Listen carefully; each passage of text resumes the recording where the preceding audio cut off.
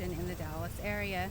She has gotten several awards, has been recognized several times. She does know what she's doing, and she actually cares, and she's taught me a lot, usually with case study examples. So what I want to bring to you are real life experiences of what I see usually in the clinic and people are experiencing daily.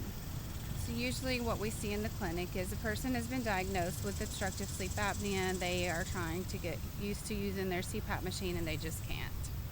Well, there's always a reason why they can't. And if you have a good physician, they'll look into why you can't. A lot of times it could be the mask, it could be the pressure settings. It's really easy to find out what the issue is because of technology and how much it's advanced.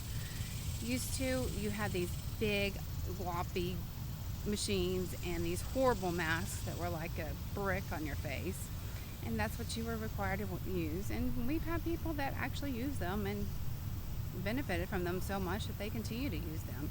They would have these big pressure marks all over their forehead and on their nose. They didn't care. They felt so much better.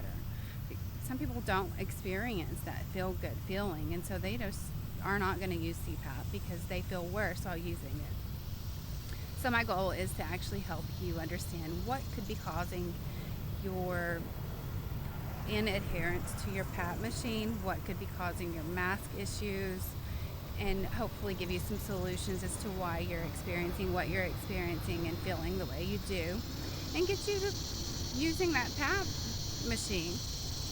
And I just want to encourage you that yes, you can use it. It is comfortable. It is not supposed to be painful, and it is supposed to help you. If that is not happening, you haven't reached your optimal therapeutic pressure, or you haven't found a good sleep physician that will actually explain what is going on and just delve into it and figure out what is your problem. Every individual is different, and sometimes it's a giant puzzle. You have to figure out what is going on, and since sleep is subjective, it's not like they can take a blood test and just draw a lab and say this is what's going on, boom, voila, you're fixed. No, it's going to take some time. So if you will just hang on for the ride, continue trying, I will help you as much as I possibly can, and I will do the best I can with the experience that I've had. Help you find a simple solution to getting to using that CPAP.